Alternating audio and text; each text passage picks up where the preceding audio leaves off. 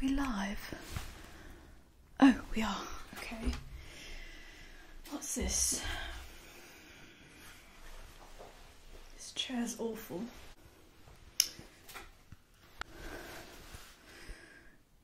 Dear Lacuna, that's me. Thank you for filling in for me today on this week's episode while I'm away on business. What business? I hope you've gotten around to seeing the movies we discussed. I have. Try not to be too rude to the listeners. If I lose subscribers, I'll know why. Best wishes, Whisper Poet. Whisper. Is there anything else? I guess I'm supposed to whisper. I don't think so. I'm not doing that. You guys will have to settle for soft-spoken.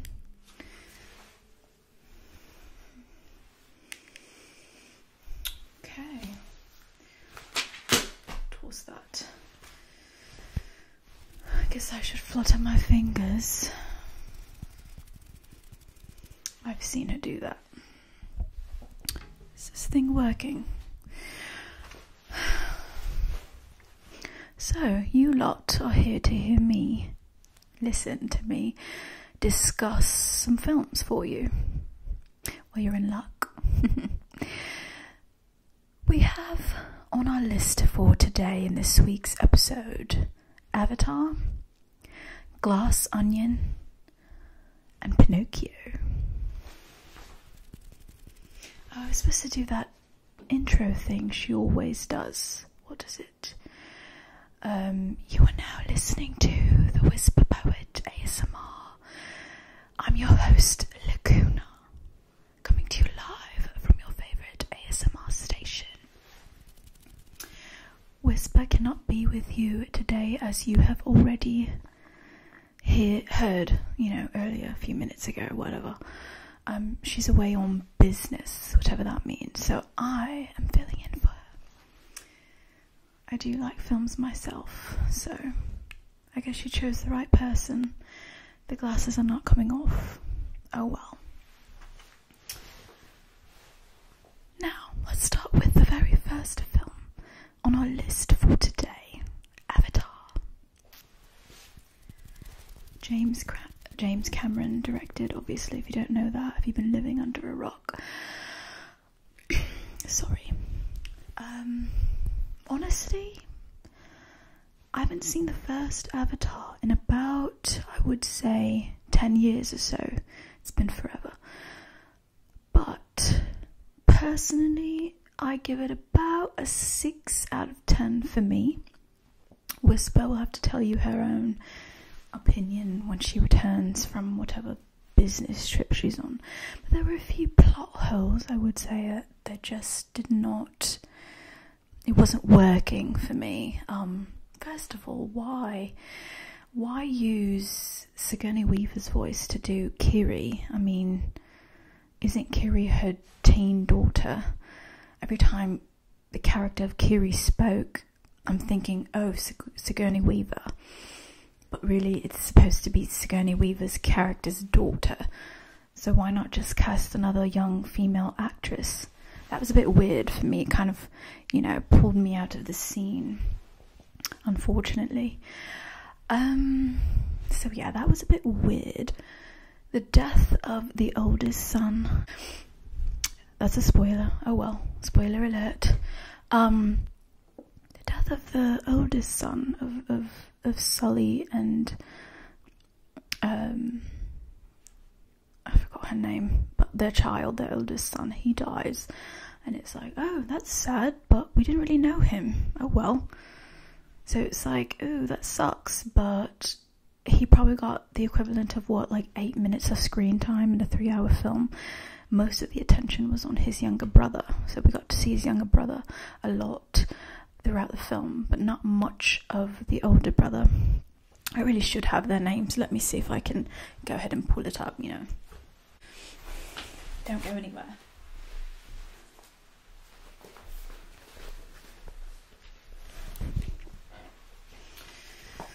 I guess that makes sense why she always has her little laptop out. Did I say lab tat? Let's see, what can we find?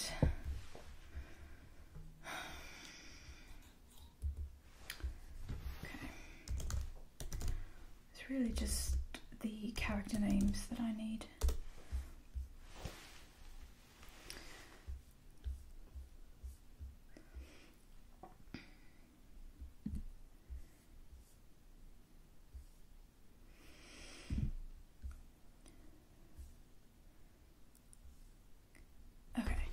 So we had Netayam and Loak. Those are the brothers.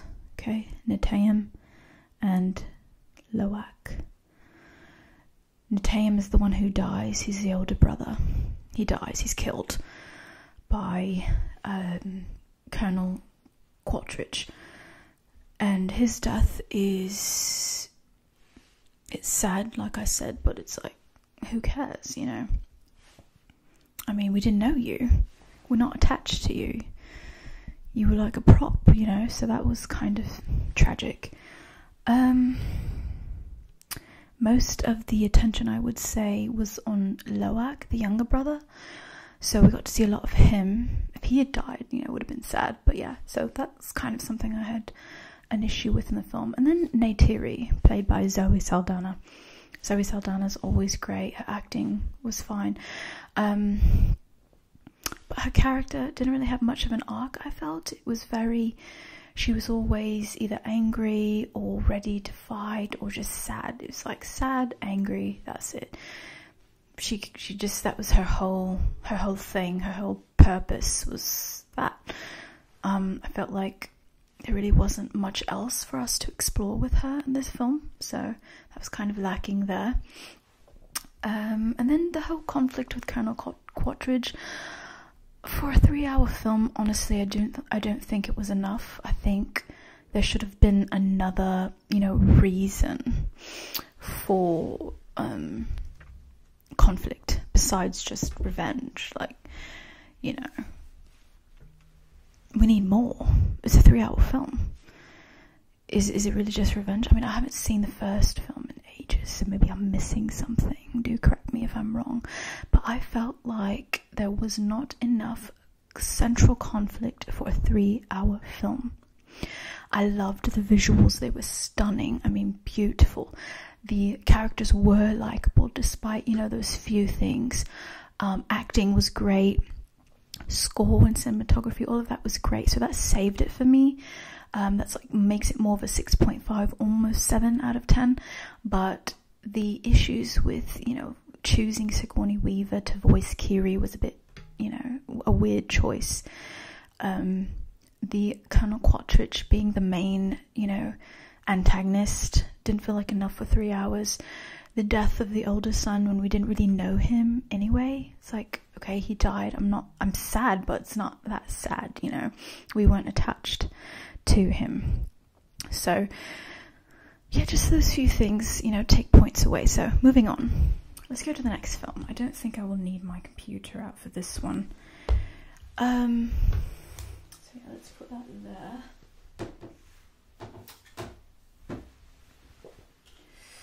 I need some water.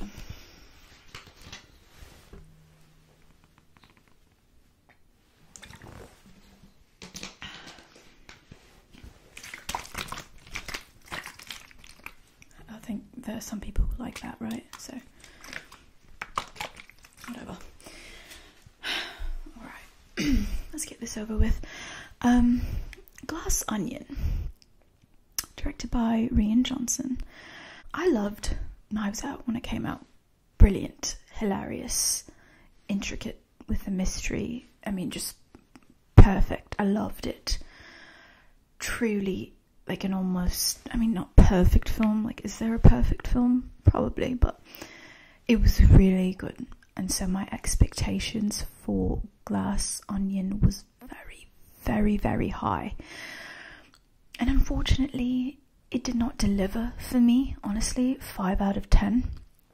I know a lot of people loved it. I have no issue with the acting. Daniel Craig is always great. It was amazing to see Janelle Monáe. You know, she is so massively underrated. She deserves more work, in my opinion. We should be seeing her face everywhere. Everyone else was amazing. So my problem was obviously not with the acting or anything like that, but I just felt like the story and the setup, you know, with the mystery films, there's always a setup. You know, if you think of like the Death on the Nile, the Murder on the Orient Express, Knives Out, movies, you know, like that, with a very intricate mystery, a whodunit type thing, there's always a setup, and, you know, it's always very promising for the most part. You're like, ooh, I can't wait to find out who did it. You know, you get glimpses into each character. You get to kind of learn a few things about each person and what brought them, you know, to where they are in the first place. So all of those things contribute to the mystery. Then you have some kind of interesting setting that's always a part of it. And then into the person who's going to solve the crime, the detective. So in this case, Benoit. Okay, an hour and a half setup for the mystery. It was like almost more than half of the film. So I'm thinking, ooh, it's going to be good. Like, this is going to be something else. This is going to probably blow Knives Out of the water. And then, of course, you know, throw in the, you know, political commentary and all of that was probably trying to say as a film, because movies are always trying to say something for the most part. But then you get, when it finally, you know, reaches that climax and we're in the, you know, turning point, after the turning point, and we're in the falling action where it's supposed to really like be satisfying and we find out who it is, all that, it was not. For me, it felt like being on a roller coaster that's like going up forever. So it's like you're just going up, up, up, up, up, up, up, up, up, up, up, and you're thinking, oh my god, that drop is going to be insane. And it just wasn't. It's like you're on that roller coaster, you're going up forever, and then you just stop. And that's it. That's the ride. Or it's like listening to a song that is supposed to have a beat drop, so it's just building, building, building, and then nothing. The song ends. That's how I felt for this film, personally. I just thought it just didn't do it for me. So I really don't have much else to say, besides the fact that I wish it was a bit more intricate. I wish there was more. I wish that the, you know, resolution was worth the hour and a half setup. Wasn't worth it for me. So I'm probably alone in that. Honestly, I don't care. Moving on, Pinocchio. I love to save the best for last, and I think Whisper does the same thing. Pinocchio is a story we all know of. You know, the little wooden boy who, when he lies, his nose grows. Built by his grandfather, who was mourning over the loss of a son or whatever. So we all know this story, and when I saw the preview for it on Netflix, I was like, I don't know, maybe I'll check it out. I like stop motion, and I think Whisper herself just did a video before this one. She did an episode on stop motion, so quite the timing there. So I checked it out and I was pleasantly surprised. You know, it's always great when your expectations are low, because most of the time the reality will exceed them when you don't have the expectation, especially for films, or at the very least you won't be disappointed. So of course my problem with Glass Onion was that my expectations were just too high. Pinocchio really surprised me pleasantly. I thoroughly enjoyed it. I loved every bit of it. You know, Guillermo, he's always great. I love all his work. I mean, Pan's Labyrinth, Crimson Peak, Shape of Water, you know, his work. I mean, it'd be a dream to work with him. But so Pinocchio, I had high hopes anyway, but not the kind, you know, they were reasonable enough, because it's Pinocchio. It's like, okay, it's just Pinocchio. We know the story. There's no need to be surprised for any reason. But I was and I loved it, every bit of it, and like that's all I can say. I mean, 10 out of 10 personally. And, you know, obviously stop motion is always a marvel. It's something to marvel at. It's so interesting how that whole process of the animation works. It's very unique, and every stop motion film has its own look and feel. And if you're looking for some good recommendations, I do suggest checking out Whisper's previous episode if you missed it. So, yeah, 10 out of 10. You should check out Pinocchio, honestly. I think it was brilliant, brilliant. So unfortunately, my friends, well, I wouldn't call you all my friends. I don't really know you. But I think this has been fun, and if you are interested in seeing me again as a guest, because, I mean, I kind of quite like, you know, talking to random people who I'll never see, just getting to, you know, run my mouth. It's nice. I think the narcissist in me, because everyone's got a little bit, quite enjoys this. So, you know, if Whisper ever goes on another trip, do let her know that I'm available to fill in for her. I believe she did say, if I'm not mistaken, her next episode will be reviewing, I believe she might have mentioned Babylon, Damien Chazelle's latest film, and I think she was going to see that, I'm not sure, and obviously The Whale. So yeah, that will be probably one of her next episodes, if I were to guess. I mean, we don't really, you know, communicate that often. She leaves me notes here and there. But yeah, this has been fun, and I hope you were able to, you know, sort of fall asleep here. Was it soft-spoken enough for you? I don't know. I think let me flutter my fingers a bit more.